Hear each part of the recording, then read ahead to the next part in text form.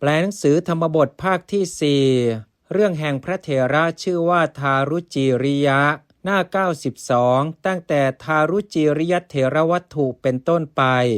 ทารุจีริยเถรวัตถุอันว่าเรื่องแห่งพระเถระชื่อว่าทารุจีริยะมายานข้าพเจ้าวุจเตจะกล่าวสถานว่าพระศาสดาวิหารันโตเมื่อประทับอยู่เชตวเนในพระวิหารชื่อว่าเชตวันอารัพพะทรงปรารภทารุจีริยเถรังซึ่งพระเถระชื่อว่าทารุจีริยะกเถสิตรัสแล้วธรรมเทศนังซึ่งพระธรรมเทศนาอิมังนี้อิติว่าสหัสมปิเจคาถาอิติดังนี้เป็นต้นเหตุดังจะกล่าวโดยพิสดารกาเลในการเอกัสสมิงหนึ่งมนุษย์สารว่ามนุษย์ทั้งหลายปักคันทิตวาแล่นไปแล้วมหาสมุทรทางสู่มหาสมุทรวานายะด้วยเรือวานายะครั้นเมื่อเรือพินนายะอับปางแล้วอันโตมหาสมุทรเทในภายในแห่งมหาสมุทรมัชฌากัจฉปภักขาเป็นภักษาของปลาและเต่าอเหสูงได้เป็นแล้วเอธามนุษย์เสสุในมนุษย์ทั้งหลายเหล่านี้หนามนุษย์โสอันว่ามนุษย์เอโกคนหนึ่งวะเทียวข้าเหตวาถือเอาแล้วภาลกังซึ่งแผ่นกระดานเอกังแผ่นหนึ่งวายมันโตพยายามอยู่โอกมิก้าวลงแล้วสุปารกะปัตตนะเตียรังสู่ฝั่งแห่งท่าชื่อว่าสุปารกะนิวาสนปารุปนังอันว่าผ้าเป็นเครื่องนุ่งและผ้าเป็นเครื่องห่มตัสสะมนุษย์สัสสะของมนุษย์นั้นนัตถิย่อมไม่มีโสมนุษย์โสอันว่ามนุษย์นั้นอปัสสันโตไม่เห็นอยู่กินจิซึ่งอะไรอันยังอื่นปริเวเทตวาพันแล้วสุขกัตถะทันดกังซึ่งท่อนแห่งไม้อันแห้งวาเกหิด้วยปอทั้งหลายกัตตวากระทำแล้วนิวาสนปารุปนังให้เป็นผ้าเป็นเครื่องนุ่งและผ้าเป็นเครื่องห่มข้าเหตวาถือเอาแล้วกับปาลังซึ่งกระเบื้องเทวกุลโตจากเทวาลัยอคัมมาสิได้ไปแล้ว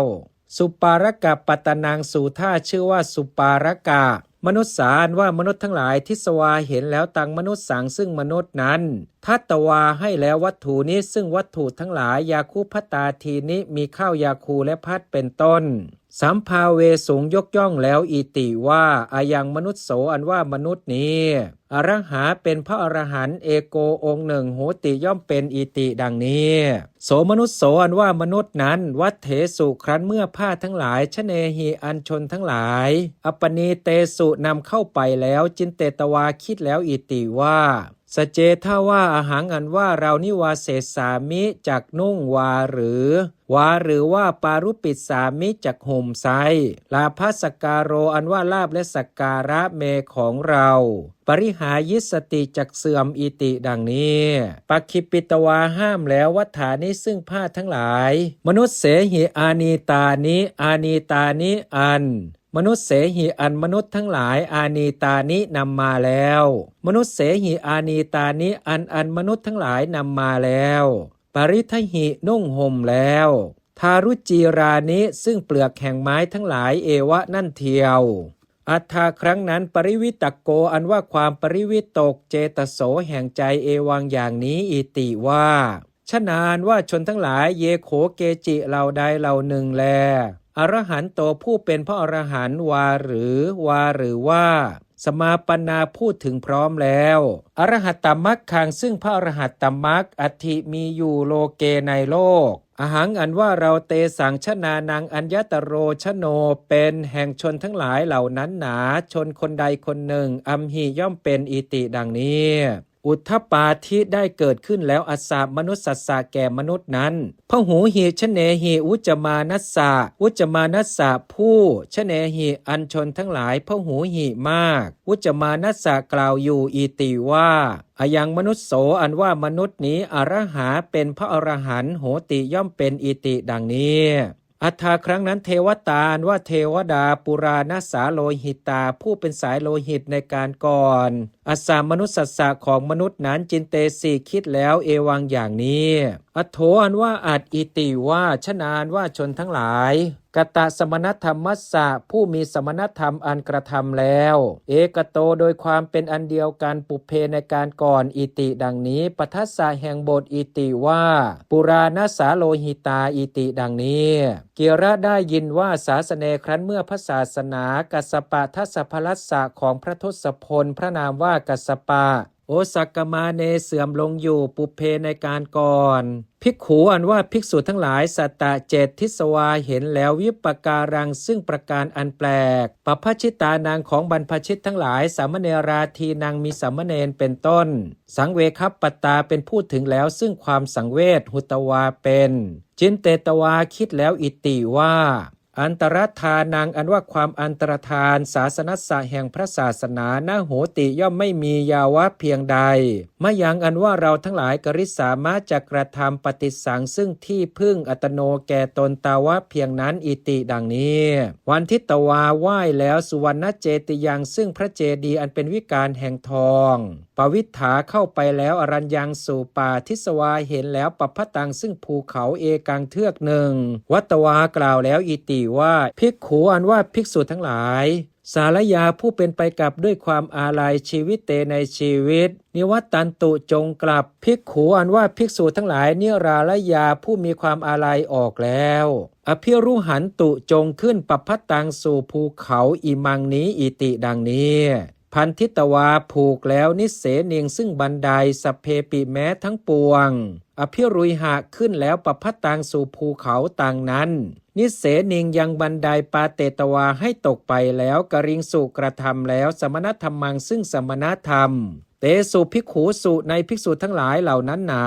สังฆเถโรอันว่าพระสังฆเถระปาปุณิบรรลุแล้วอรหัตตังซึ่งความเป็นแห่งพระอรหันต์เอกรัตตาติกเมนะโดยการก้าวล่วงแห่งราตรีหนึ่งเอวะนั่นเทียวโสสังฆเถโรอันว่าพระสังฆเถระนั้นขาทิตวาเคี้ยวแล้วนาคาลตาทันตกัดถังซึ่งไม้อันเป็นเครื่องชำระซึ่งฟันชื่อว่านาคาลดาอนุตตะทเหที่สะชื่อว่าอนุดาตอาหาริตวานำมาแล้วปินดาปาตังซึ่งบิณฑบาตอุตรกุรุโตจากอุตรกุรุทวีปอาหากล่าวแล้วภิกขุกับภิกษุทั้งหลายเตเหล่านั้นอิติว่าอาวุโสดูก่อนท่านผู้มีอายุทั้งหลายตุมเหอันว่าท่านทั้งหลายขาทิตวาเคี้ยวแล้วทันตกัดถังซึ่งไม้เป็นเครื่องชำระซึ่งฟันอิมังนี้โทวิตวาล้างแล้วมุขขังซึ่งหน้าพุนชัตถะจงฉันปินดาปาตังซึ่งบิณฑบาตอิมังนี้อิติดังนี้เตภิกขุอันว่าภิกษุทั้งหลายเหล่านั้นอาหังสุกล่าวแล้วอิติว่าพันเตข้าแต่ท่านผู้เจริญปณะก็กติกาอันว่ากติกาเอวังอย่างนี้อิติว่าโยภิกขุอันว่าภิกษุใดปาปุนาติย่อมบรรลุอรหัตตังซึ่งความเป็นแห่งพระอรหันต์ปัทมังกรภิกขุอันว่าภิกษุทั้งหลายอวเสสาผู้เหลือลงพูนชิตสันติจากฉันปินดาปาตังซึ่งบิณฑบาตเตนะภิกขุนาอันภิกษุนั้นอาภัตตังนำมาแล้วอิติดังนี้อัมเหหิอันเราทั้งหลายกตากระทำแล้วกิงหรืออิติดังนี้โสสังฆเถโรอันว่าพระสังฆเถระนั้นอาหากล่าวแล้วอิติว่าอาวุโสดูก่อนท่านผู้มีอายุทั้งหลายหิก็เอตังการนังอันว่าเหตุนั่นโหติย่อมมีโนหามิได้อิติดังนี้เตภิกขุอันว่าภิกษุทั้งหลายเหล่านั้นวัตวากล่าวแล้วอิติว่าเตนะหิท่าอย่างนั้นสเจท่าว่ามะยังปิแม้อันว่ากระผมทั้งหลายวิเศษสังยังคุณวิเศษนิพพัตไตยามะพึงให้บังเกิดวิยะราวกะตุมเหอันว่าท่านทั้งหลายไซมะยังอันว่ากระผมทั้งหลายอาหาริตวานำมาแล้วพุนชิตสามารถจักฉันสยังเองอิติดังนี้ณอิจฉิงสุไม่ปรารถนาแล้วทุติยทิวเสในวันที่สองทุติยเถโรอันว่าพระเถระที่สองปาปุณิบรรลุแล้วอนาคามิพลังซึ่งอนาคามิผลทุติยเถโรอันว่าพระเถระที่สองโสปิแม้นั้นอาหาริตวานำมาแล้วปินดาปาตังซึ่งบิณฑบาตนิมันเตสินิมนต์แล้วอิตเรภิกขุซึ่งภิกษุทั้งหลายเหล่านอกนี้ตถาเหมือนอย่างนั้นเอวะนั่นเทียวเตภิกขุอันว่าภิกษุทั้งหลายเหล่านั้นอาหังสุกล่าวแล้วเอวังอย่างนี้อิติว่าพันเตข้าแต่ท่านผู้เจริญปณะก็กติกาอันว่ากติกาเอวังอย่างนี้อิติว่ามายังอันว่าเราทั้งหลายอภุญชิตวาไม่ฉันแล้ว บิณฑบาตังซึ่งบิณฑบาตมหาเถเรนะอาภัตตังอันมหาเถเรนะอันพระมหาเถระอาภัตตังนำมาแล้วมหาเถเรนะอาภัตตังอันพระมหาเถระนำมาแล้วพุนชิตสามารถจักฉันบิณฑบาตังซึ่งบิณฑบาตอนุเถเรนะอาภัตตังอันอนุเถเรนะอันพระอนุเถระอาภัตตังนำมาแล้วอนุเถเรนะอาภัตตังอันพระอนุเถระนำมาแล้วอิติดังนี้อัมเหหิอันเราทั้งหลายกตากระทำแล้วกิงหรืออิติดังนี้โสทุติยเถโรอันว่าพระเถระที่สองนั้นอาหากล่าวแล้วอิติว่าอาวุโสดูก่อนท่านผู้มีอายุทั้งหลายหีก็เอตังการนังอันว่าเหตุนั่นโหติย่อมมีโนหามิได้อิติดังนี้ภิกขุอันว่าภิกษุทั้งหลายวัตวากล่าวแล้วอิติว่าเอวังภาเ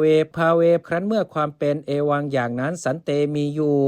มายังปิแม้อันว่าเราทั้งหลายวิเศษสังยังคุณวิเศษนิพพเตตวาให้บังเกิดแล้ววิยะราวกะตุมเหอันว่าท่านทั้งหลายสกโกนตาอาจอยู่พุนชิตุงเพื่ออันฉันปุริสาการเรนะโดยการกระทำแห่งบุรุษอัตโนของตนพุนชิตสามารถจากฉันอิติดังนี้ณอิจฉิงสุไม่ปรารถนาแล้วเตสังภิกขุนางแห่งภิกษุทั้งหลายเหล่านั้นหนาภิกขุอันว่าภิกษุอรหัตตปัตโตผู้บรรลุแล้วซึ่งพระอรหันต์ปรินิพพายิปรินิพพานแล้วภิกขุอันว่าภิกษุอนาคามีผู้เป็นพระอนาคามีนิพพติบังเกิดแล้วพรหมโลเกในพรหมโลกภิกขุอันว่าภิกษุทั้งหลายปัญจห้าอิตเรนอกนี้อสกโกนโตไม่อาจอยู่นิพพเตตุงขีดตุงเพื่ออันวิเศษสังยังคุณวิเศษนิพพเตขีดให้บังเกิดวิเศษสังนิพพเตตุงเพื่ออันยังคุณวิเศษให้บังเกิดสุดสิตวาสู้ผอมแล้วกัตวากระทำแล้วกาลังซึ่งกาละที่วเส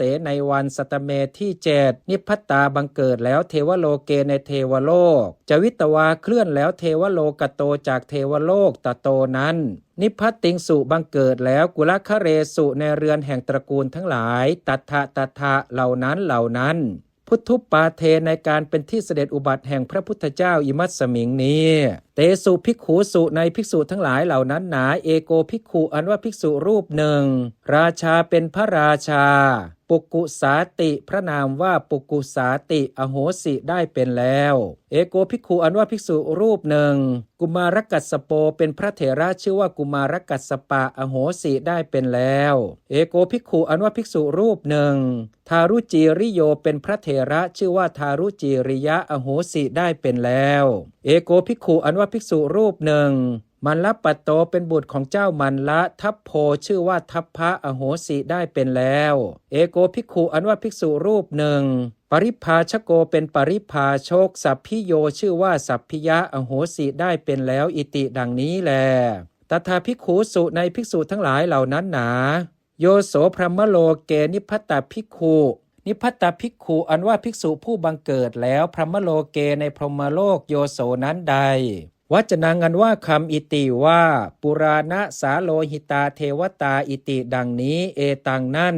ธรรมสังคาหากาจริเยนะอันพระธรรมสังคาหากาจารวุตตังกล่าวแล้วสันทายะหมายเอาตังพรหมโลเกนิพพตภิกขุงซึ่งภิกษุผู้บังเกิดแล้วในพรหมโลกนั้น